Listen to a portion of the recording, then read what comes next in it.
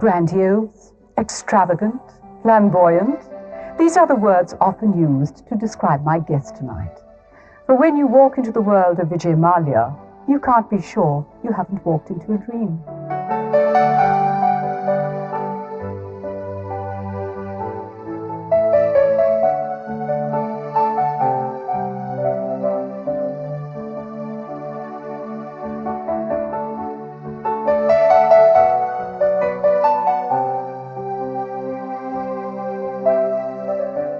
Who is the man behind the dazzling image? Let's find out what it's like being Vijay Mallya.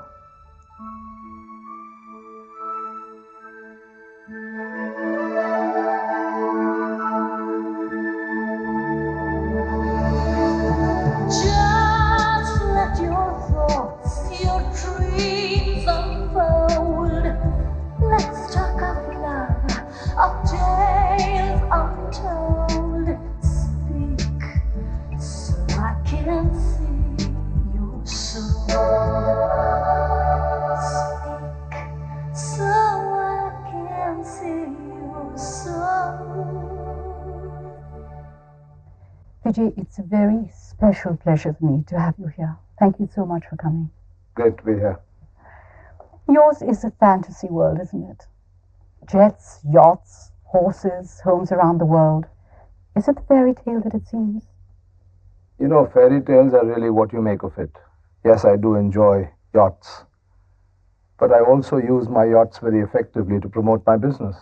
I do enjoy having a plane of my own, but I use it effectively to get from one place to another when I need to make maximum use of my time.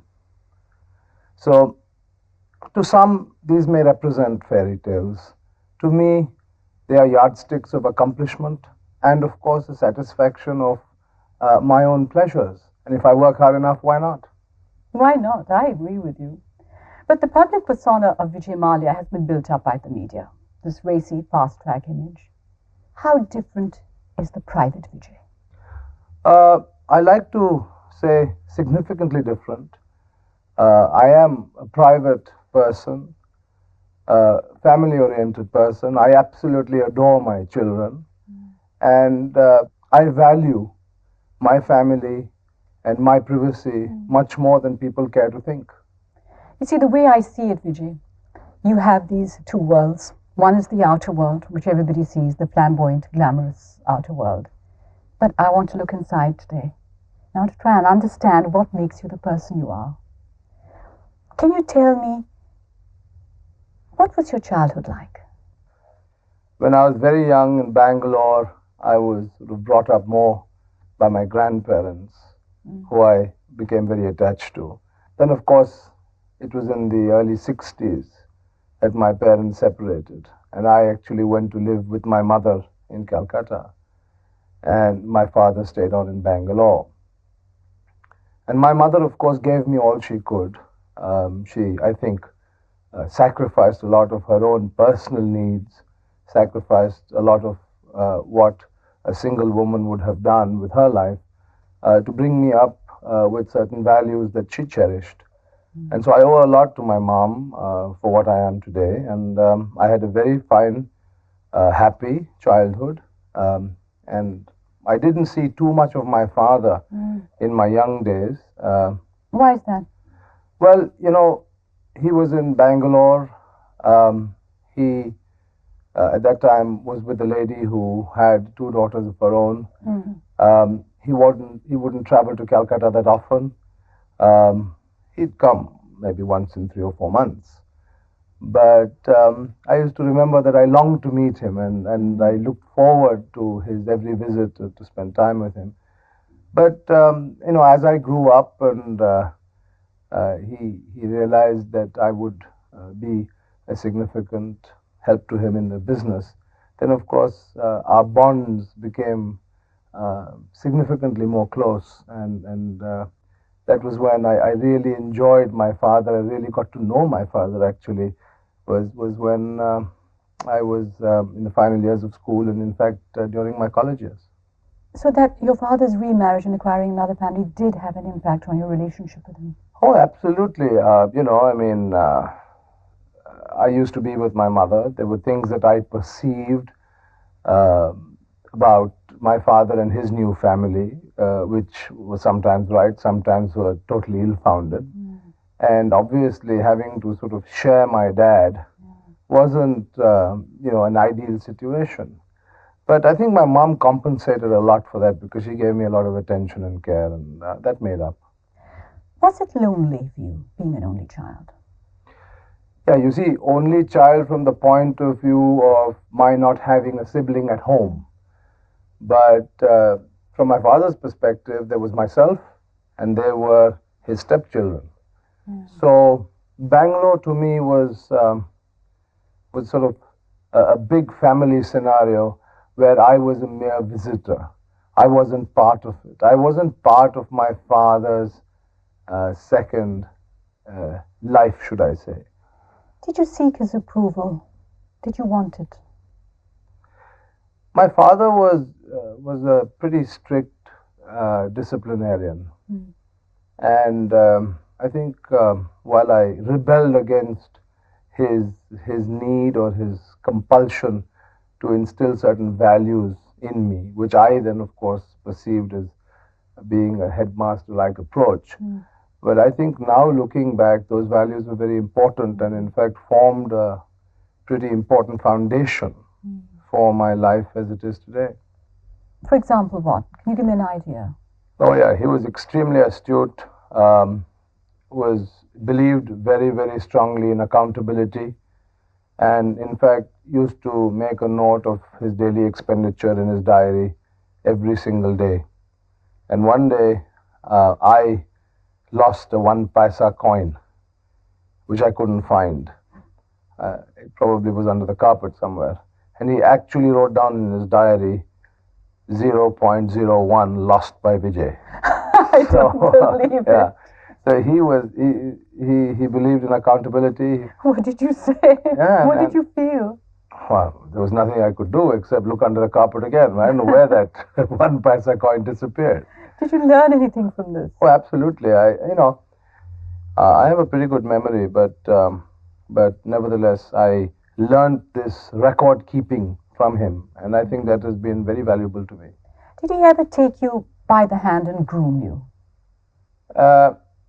He didn't, but he made sure others supervised me very effectively. In fact, he went out of his way to tell people who supervised me in my initial working career that they should be particularly strict with me and not let me, under any circumstances, feel like the boss's son.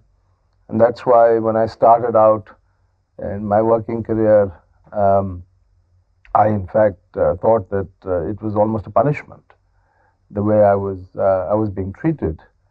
But I later on realized the method in that madness, and I realized how good it would be for my future. Tell me, Vijay, how differently do you treat your children from the way you were brought up? Oh, I spoil them terribly. And you admit it. I absolutely admit it. I spoil them terribly. My 2 daughters I find absolutely irresistible. I cannot say no to them. I know it's wrong. My wife and myself have arguments about this, but they're just too precious. Do they ever live like the normal children live? Or do they have a very privileged existence? No. They obviously go to private school, but then there are several other children in private school in America. Have they ever traveled by school bus, cabs? The nanny drives them to school, which is also nothing uncommon, or my wife drives them to school. And other than that, I think they live a very normal life. You know why I say this, Vijay? Because we have lots of friends. They had a very normal upbringing, which was, all right, let's say school buses, the normal day-to-day life like all the other kids in school. And now when their kids have grown up, of course these people have got a lot more money now, suddenly the kids have to travel first class. They can't do any of the normal things that other children do. And I often wonder why they're doing this to their kids. Is it the right thing to do? No, absolutely. Look, traveling first class is all right because, let's assume my wife and me would travel first class. I mean, what is the logic of making the kids sit in the back? It's not that we can't afford first class travel, and I don't see why that should be regarded as spoiling children. I'll go back to my young days when I first started my career. I wanted a car. I didn't get a car for a long time until finally my father very grudgingly gave me a Standard Herald in those days. And I got a Standard Herald only, I think, because my mother also insisted that it would be safer than my sort of hanging out of one of those Calcutta buses or trams. But you did go by the Oh, yeah, Calcutta buses and trams. Sure, absolutely. But your children will never do that. You know, I mean, is it safe? Was it safe for you? Well, that's why I got my Standard Herald. You know, so what I'm saying is, if you can afford things like a car and driver, which today is not really such a super luxury, but in fact almost a necessity, particularly, let's say, in a city like Bombay. Why not? Why not let the children use the facility? Use of a facility and the abuse of a facility are two different things, of course. Do you give them pocket money? Pocket money now for my two little daughters is really out of the question. They're too young. For my son, yeah, I mean, exactly what the school prescribes, no more. Okay. Did you used to get pocket money? Oh, yeah, I got pocket money. I used to spend it in the first week. It was never enough. Well, you haven't changed.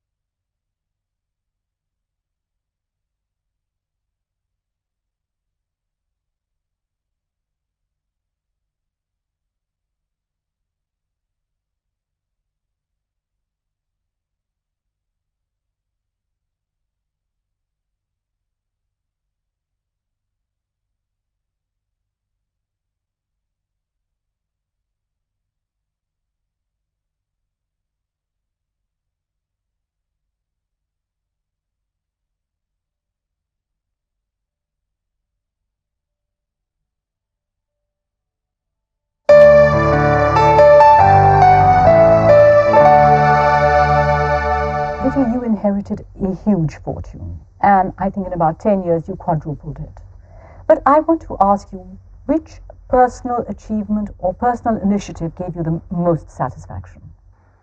I think the most valuable contribution I would have made to the UB group is the building of the blockbuster brands like Bagpiper, Kingfisher, McDowell's, and I put my heart and soul behind building these brands. You've got such a huge empire. What drives you to go on? Yeah, that's a very good question. Many people have asked me, why do I work hard? Why do I sort of spend half my life in an aeroplane? Why do I work late hours? Why do I work weekends? Simi, I often use this expression, it's like riding a tiger. You know, the challenge of getting onto the back of a tiger and talking about it is very great. What you don't realize is once you are sitting on top of that tiger, you can't get off, because if you do, it'll eat you up. Now, that's what my life's all about. And so as long as you're there at the helm to lead it, you've got to maintain the pace that the business dictates. But tell me, are you a good judge of people? My wife says no. She says no, no? My wife says no. Women have an instinct about this. I think so. And I think she's been right more often than I have. I've made a few mistakes. But overall, I think I'm more trusting and than, should I say, objective. But are you becoming more careful? Or it's difficult to change. You know, what do you do? How do you become more suspicious? You can't. you're on guard? Yes, but in the fast-paced life that I lead, I mean, how much time is there to really stop and think and get your guard up? When a person has disappointed you or failed you, how do you deal with it or with them? Once again, I'm more forgiving. I tend to give people multiple chances. I should maybe just dispense with those who disappoint me, willfully, that too. Certainly those who have deceived me. But I think I'm not that strict with myself or in my attitude thus far. You see, the generosity is not just in money. The generosity is also towards people by letting them get away with it, forgiving them for it. That's all part of your nature. Yes, I think you're right. I must admit, not in all cases have I really sort of done something about it as I should have. But then that's the benefit of hindsight. You live in a stratosphere that is so cut off from ordinary life. How do you connect to normal life? You know, frankly, my life, the way I live it, is normal to me. Okay, when was the last ordinary thing that you did? What's ordinary?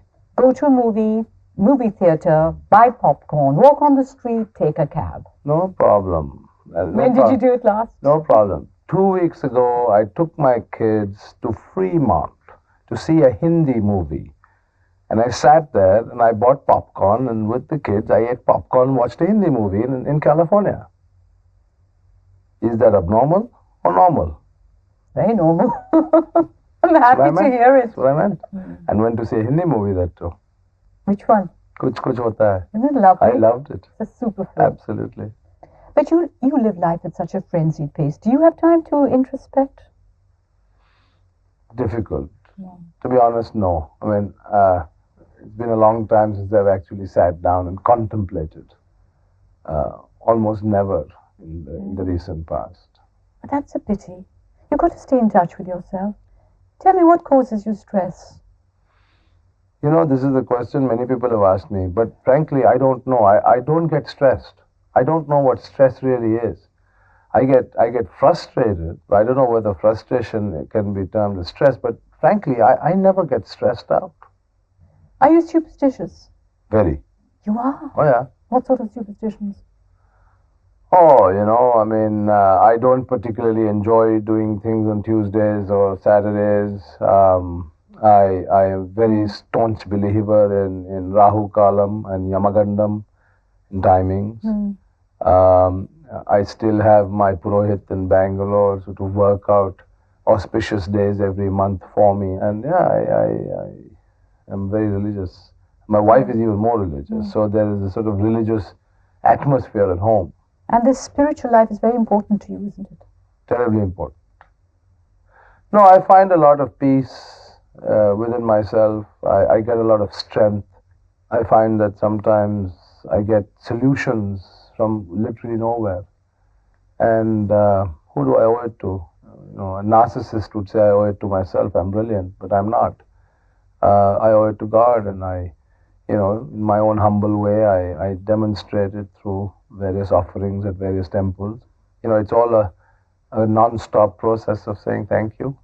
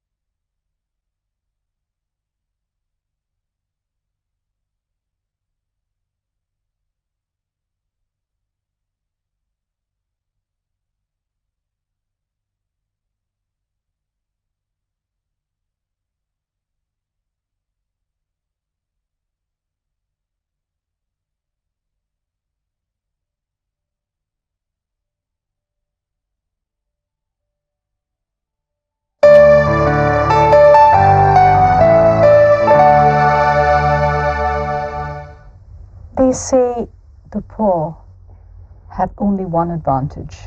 They know they are loved for themselves. Have you ever wondered about this? Oh yes, absolutely. In fact, you're very subtle. My wife is far more vocal with me. She, of course, spares no effort in telling me that many of the people who pose as my friends do so because of what I am and not who I really am. It's what surrounds me that attracts them. It may not necessarily be the human being, but I guess that's life, and she tends to see that aspect better than I can. What about friends and friendships? Um, I realize now I have few friends and many acquaintances. Many people who I thought were friends, but I was wrong. Many people who didn't bother to go out of their way to be friendly, but who were genuine friends. So I'm living and learning every day. Tell me, Vijay, how important an institution is marriage for you? Well, at the end of the day, I value my home. I value the integrity of my home. And if you ask me what gives me the maximum amount of happiness that goes sort of directly into my heart, it's my children. And, without marriage, there wouldn't be that. But tell me about your wife, Rekha. What makes her so special for you? Well, I think the thing that impresses me most about her is her absolute devotion to the children.